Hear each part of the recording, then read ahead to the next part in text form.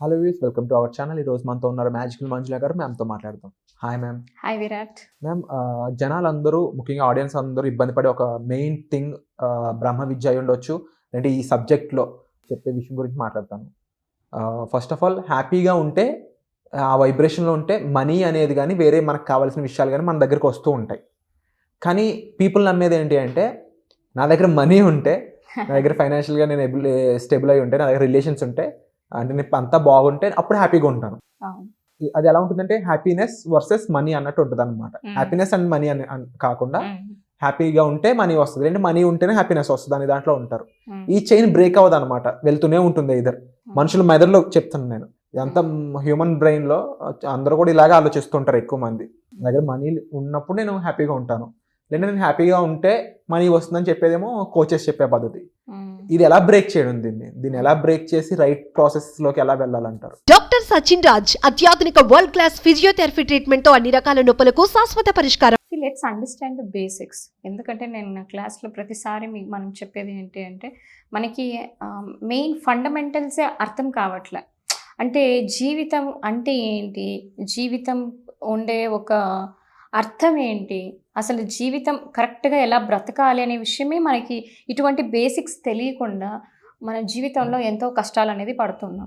ఇవన్నీ కూడా మనకి ఇప్పుడు ఒక మెషిన్ తీసుకున్నాము అంటే, ఆ మెషిన్ని ఎలా మనం ఆపరేట్ చేయాలి అని ఒక మాన్యువల్ ఉంటుంది. బట్ దురదృష్టవశాత్తు మనకి మాన్యువల్ మనం పుడతా రాలేదు.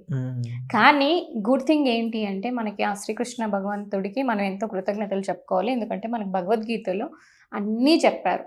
అంటే ఒక చిన్నప్పటి నుంచి కూడా ఒక ముసలి వాళ్ళు అయ్యేంత వరకు, చనిపోయేంత వరకు కూడా, చనిపోయిన తర్వాత కూడా అన్ని డీటెయిల్స్, కంప్లీట్ డీటెయిల్స్ అనేది ఉంది. అంటే ఒక మనిషి ఎలా ఈ భూమి మీద బ్రతకాలి ఆనందంగా, ఐశ్వర్యంతో, మంచి రిలేషన్షిప్స్తో, అన్ని మేనిఫెస్టేషన్స్ అన్నీ భగవద్గీతలో ఉన్నాయి.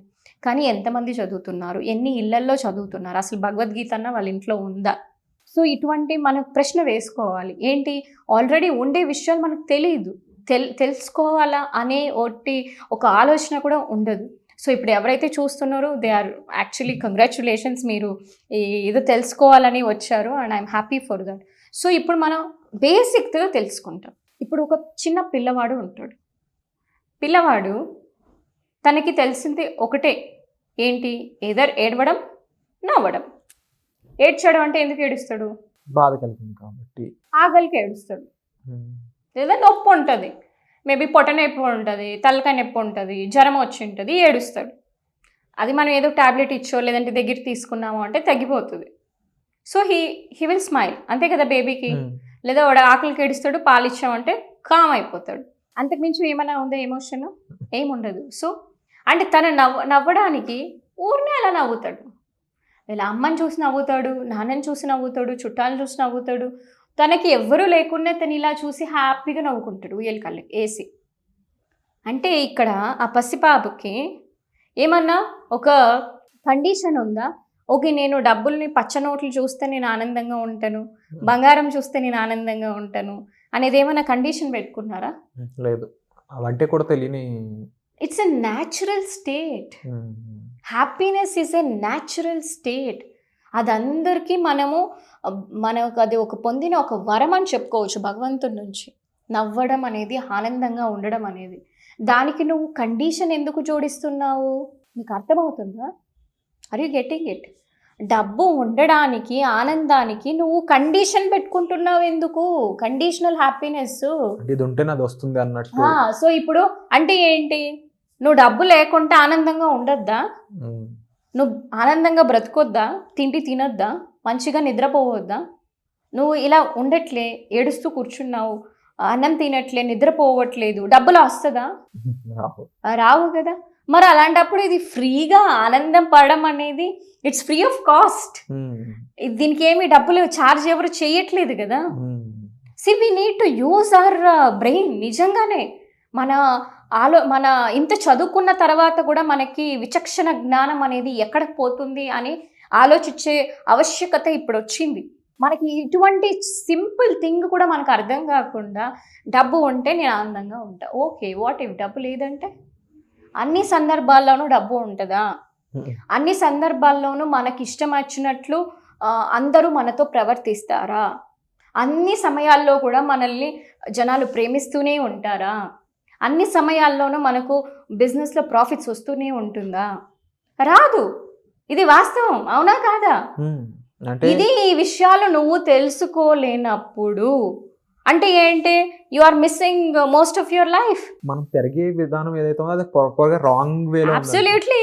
మీరు పెరిగిన మనం కంప్లీట్గా మనం ఏదైతే మనం నేర్చుకుని వచ్చామో ఇవన్నీ అన్లర్న్ చేయడమే ఫస్ట్ థింగ్. మీరు ఏవైతే ఒక మైండ్ సెట్, ఒక ఆలోచన విధానము, హ్యాబిట్స్ ఇవన్నీ తీసేయాలి. అన్లర్న్ చేసేస్తే కొత్తవిని మనం నేర్చుకోవాలి. దాన్ని రీప్లేస్ చేసి ఓకే నేను ఎప్పుడు ఎలా ఆలోచించాలి, నేను ఎప్పుడు ఎలా ఫీల్ అవ్వాలి, నేను ఎలా బిహేవ్ చేయాలి అని. యాక్చువల్గా ఇది ఇప్పుడే మనకి ఒక జన్మ వచ్చిందిలాగా. నేను స్పిరిచువాలిటీలోకి ఎప్పుడైతే వచ్చానో ఐ థింక్ నాది అప్పుడే రైట్ డేట్ ఆఫ్ బర్త్ అని అనిపిస్తుంది, పునర్జన్మలాగా. అప్పుడే మనకు కొత్త విషయాలన్నీ చాలా విషయాలు తెలుస్తుంది. మనం యాక్చువల్లీ పుట్టినప్పుడు మనకి అన్ని రాంగ్గానే నేర్పించారు. సో దానివల్ల మన లైఫే అంత రాంగ్ అయిపోయి మిస్లీడ్ చేసుకొని మనం ఆనందంగా ఉండట్లేదు. సో అది మనమే దానికి కారణం. అంటే సొసైటీ అవ్వచ్చు, వాళ్ళని మనమే కదా అట్రాక్ట్ చేస్తాం. పేరెంట్స్ని మనమే చూస్ చేసుకున్నాము. ఈ ఊరు, ఈ భాష, ఈ రాష్ట్రం, ఈ దేశము అన్నీ కూడా మనమే చూస్ చేసుకున్నాం. అలాంటప్పుడు వీళ్ళు తప్పు వాళ్ళు తప్పు అనడానికి ఏమీ లేదు. అట్లీస్ట్ ఇప్పుడు నువ్వు కరెక్ట్ చేసుకోవాల్సిన బాధ్యత నీ మీద ఖచ్చితంగా ఉంది. సో ఇప్పుడు మీరు మిమ్మల్ని కరెక్ట్ చేసుకోలేదు అంటే ఆ భగవంతుడు కూడా హెల్ప్ చేయరు. ఫస్ట్ మీరు నేను రెడీగా ఉన్నాను నాకు హెల్ప్ చేయండి అంటే నాలాంటి గురువులు ఎంతోమంది ఉంటారు, మిమ్మల్ని మారుస్తారు. సో మనం ఈ విధంగా మన ఆలోచన ధోరణి ఉంది అంటే, సో మీరు డబ్బు అంటే చూడు విరాట్, నా లైఫ్లో నా ఎక్స్పీరియన్స్లో నాకు ఈ వర్క్ ఎక్స్పీరియన్స్ దాదాపు 12 ఏళ్ళు పైన ఉంది. 12 ఏళ్ళు 13 ఏళ్ళ వర్క్ ఎక్స్పీరియన్స్లో నేను డబ్బులు ఉన్న రోజులు చూశాను, డబ్బులు లేని రోజులు చూశాను. నువ్వు నమ్మవు, బెంగళూరులో నా దగ్గర 10 రూపాయలు కూడా లేదు నీళ్ళు తాగడానికి. దెర్ ఈజ్ ఎ టైం 2011-12లో. అట్లాంటి సమయంలో కూడా ఇవన్నీ కూడా నేను అనుభవించా. వీళ్ళు అనుకోవచ్చు మేడం ఇప్పుడు మంచిగా ఇక్కడ కూర్చున్నారు సో అన్ని డబ్బులు ఉంటుంది అని. అలా ఉండదు లైఫ్ అంటే. అందరి జీవితంలోనూ డబ్బులు ఉండే సమయం ఉంటుంది, డబ్బులు లేని సమయం ఉంటుంది, తిండి ఉండే టైం ఉంటుంది, తిండి లేని టైం ఉంటుంది, బిజినెస్ బాగా నడిచే టైం ఉంటుంది, బిజినెస్ మొత్తం కుప్పకూలిపోయే సమయాలు కూడా ఉంటుంది. కానీ ప్రతి పరిస్థితిలో కూడా నేను ఓకే మనం కంట్రోల్ చేయాలని అనకూడదు. అది చాలా తప్పు. ప్రతిసారి నాకు ప్రాఫిట్సే ఉంటుంది, ప్రతిసారి నేను అందరూ నాకు అప్రిషియేట్ చేస్తారు, ప్రతిసారి అందరూ నన్ను ప్రేమిస్తారు అంటే you are going in a wrong way. Because world is not fair to you. అందరూ నీకు మంచిగా ఎలా ఉంటారు? నువ్వు లేనప్పుడు కూడా నీ ఎమోషన్స్ని దెబ్బ తినకుండా చూసుకునే బాధ్యత నీలో ఉంది. అది మన కంట్రోల్లో ఉందా? ఇప్పుడు డబ్బులు వస్తుందా రాదా అనేది మేబీ నా కంట్రోల్లో ఉండొచ్చు ఉండకపోవచ్చు. ఎందుకంటే బయట సర్కమ్స్టాన్సెస్ కూడా తోడ్పడాలి. ఇప్పుడు నేను ఒక బిజినెస్ చేస్తున్నాను అంటే ఒక కస్టమర్ వచ్చి నా దగ్గర కొంటే అప్పుడు ఆ ట్రాన్సాక్షన్ నడిచి నాకు డబ్బులు వచ్చిందంటే అది ఓకే, అది డబ్బులు ఉన్నట్ల. అంటే ఈ డబ్బు రావడానికి అంటే వేరే మనిషి కూడా అవసరం, డబ్బు అవసరం. కానీ నేను ఆనందంగా ఉండడానికి నాకు ఏది అవసరంలా. నేను ఆనందంగా ఉండాలనుకుంటే నేను ఇప్పుడు ఆనందంగా ఉండొచ్చు, నేను బాధపడాలనుకుంటే నేను ఎప్పుడు బాధపడచ్చు. సో ఎక్స్టర్నల్ ఫ్యాక్టర్స్ మీద మీ ఆనందాన్ని మీరు ఉంచుకున్నారా పప్పులో కాలేసినట్లే. And you can not be happy at any point of time. Because లైఫ్లో మనకి డబ్బులు కాన్స్టెంట్గా ఉండదు, రిలేషన్షిప్స్ కాన్స్టెంట్గా ఉండదు. మనం ఎంతో ప్రేమించి ఈ శరీరము అందం కావచ్చు, ఇది కూడా పర్మనెంట్ కాదు, ఇది కూడా ఏదో ఒక్కొక్కసారి సిక్నెస్ వస్తుంది, అన్నీ ఉంటుంది. కానీ ఇటువంటి ఒక అడ్వర్సిటీస్లో కూడా మన మెంటల్ బ్యాలెన్స్ ఎలా ఉంది, ఎమోషనల్గా మనం ఎలా ఉన్నాము, ఆనందంగా ఉండడం మన చేతుల్లోనే ఉంది. అంతేకాని డబ్బులోనో ఇంకొక దానిలో లేదు. ఇలా అనుకున్నారు అంటే మీరు భ్రమలో పడినట్లు. అండ్ ఇందులో నుంచి మీరు బయటపడాలి అని నేను ఆశిస్తున్నా. పూర్తిగా ఈ సబ్జెక్ట్ ద్వారా మేల్కోవాలని మనస్ఫూర్తిగా కోరుకుంటూ అట్ ది సేమ్ టైం ఒక అవేర్నెస్ క్లాస్ అనేది కూడా కండక్ట్ చేయబోతున్నారని తెలిసింది. అది ఎవ్రీ టైం ఉండే ఛాన్స్ ఉంటుందా? దాంట్లో ఎవరెవరు పార్టిసిపేట్ చేసే అవకాశం ఉంటుంది? సో ఎవ్రీ టైం అనేది మనకు ఉండదు విరాట్. నేను యాక్చువల్గా ఇది మంత్లీ వన్సే అలా చేస్తున్నాను. ఎందుకంటే ఇట్ ఈస్ లైక్ ఫ్రీ కదా. సో ఫ్రీ క్లాస్ని మనము ప్రతిసారి చేయాలి అంటే నా టైం కూడా నేను చూసుకోవాలి. ఎందుకంటే నాకు వేరే అపాయింట్మెంట్స్, వేరే సెషన్స్ నాకు ఉంటాయి. సో మంత్లీ వన్సే ఉంటుంది. అందుకే మీరు ఇప్పుడు వెంటనే రిజిస్టర్ చేసుకోండి. నెక్స్ట్ అవైలబుల్ క్లాస్ ఏదైతే ఉంటుందో అప్పుడు టీమ్ మీరు కాల్ చేస్తారంటే వాళ్ళు చెప్తారు ఏ ఫలానా డేట్ అని. సో మీరు రిజిస్టర్ చేసుకొని వెయిట్ చేస్తారంటే డెఫినెట్గా మీకు టీమ్ అనేది డీటెయిల్స్ ఇస్తారు. Wonderful ma'am. అంటే తప్పకుండా వాళ్ళు బయటపడడానికి మీ హెల్ప్ కూడా వాళ్ళకి రీచ్ అవ్వాలని నేను మనస్ఫూర్తిగా భావిస్తున్నాను. అండ్ వీటికి సంబంధించి మీ ఆలోచన ధోరణి ఏ విధంగా మారాల్సి ఉంటుంది? ఇప్పుడు కోచెస్ చెప్పే విధంగానే హ్యాపీగా ఉంటే మీ వైబ్రేషన్ అనేది మారుతుంది.